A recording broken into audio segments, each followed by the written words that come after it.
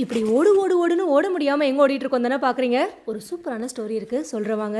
இன்றைக்கி காலையில் 5 மணிக்கெலாம் ஈரோட்லேருந்து கிளம்பி பவானி வந்தாச்சுங்க. பவானிலேருந்து அப்படியே குருவிரட்டியூர் வழியாக பாலமலையை ரீச் பண்ணிட்டோம். பாலமலைங்க சேலம் மாவட்டத்தில் மேட்டூர் பக்கத்துலேயே இருக்குது. அடிவாரத்துலேருந்து ஒரு 12 கிலோமீட்டருங்க. ஜீப்லேயே ட்ராவல் பண்ணி 5 மலையை கடந்ததுக்கப்புறம் தான் ட்ரெக்கிங்கை ஸ்டார்ட் பண்ணுவோன்னு சொல்லியிருந்தாங்க. ரோடு மட்டும் எப்படி இருக்குன்னு பாருங்கள். இந்த மாதிரி ஒரு 1 hour ட்ராவலுக்கு அப்புறம் ட்ரெக்கிங் பாயிண்ட்டையும் ரீச் பண்ணிட்டுங்க. ஒரு குட்டி வார்ம் அப் பண்ணிவிட்டு ட்ரெக்கையும் ஸ்டார்ட் பண்ணியாச்சு. இங்கே மேலே பார்த்தீங்கன்னா அங்கங்கே ஒரு வீடு பார்த்தோங்க. வீட்டை சுற்றி நிறைய காய் தோட்டமும் போட்டிருந்தாங்க. அதெல்லாம் வரும்போது பார்க்கலாங்க. இங்கேருந்து ஒரு 4 கிலோமீட்டர் கிட்ட அப்ராக்சிமேட்டாக ட்ரெக் பண்ணி மேலே இருக்கிற சித்தீஸ்வரர் கோவில் தாங்க நம்ம ரீச் பண்ண போகிறோம். போய் பார்க்கலாம் எப்படி இருக்குன்னு.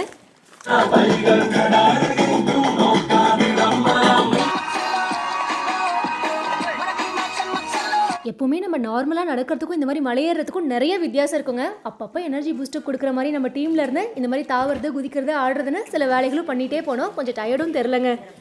நம்மளும் ஃபைனலாக ஆடி ஓடி ஒரு பாயிண்ட் ரீச் பண்ணோங்க. ஆனால் இது வியூ பாயிண்ட்டில் இன்னும் மேலே ஏறணும் அப்படின்னு சொல்லிட்டாங்க.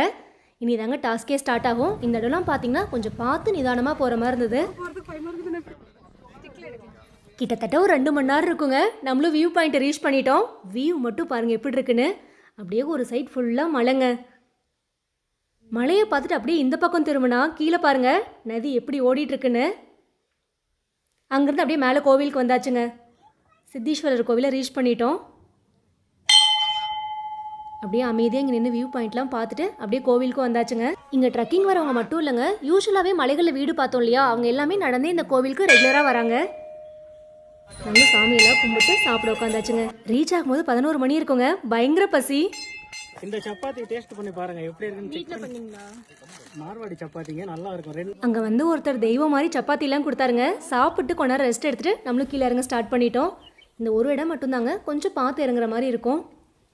நிஜமாவே ஏறினதை விட இறங்குறது ஒரு நல்ல எக்ஸ்பீரியன்ஸாக தாங்க இருந்துச்சு.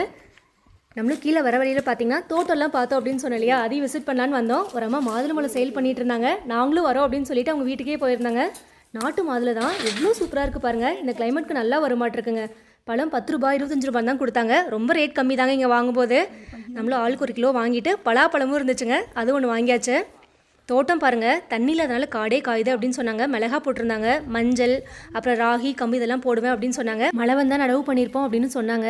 இவங்க பாருங்கள், நம்ம ட்ரெக்கிங் மலைக்கெலாம் வரும் இல்லையா, நம்மளை நம்பி தாங்க சேலுக்கு வெயிட் பண்ணிட்டு இருந்தாங்க. களி கடலை சட்னிங்க. நம்ம மேலே ஏறும்போதே ஒரு பாட்டிகிட்ட கடையில் சொல்லியிருந்தோம், சூப்பராக செஞ்சு வச்சுருந்தாங்க. சான்ஸ்லெஸ்ங்க அந்த காம்பினேஷனே. நல்லா சாப்பிட்டு அங்கேருந்து ஜீப்பில் திரும்பியும் கிளம்பியாச்சுங்க.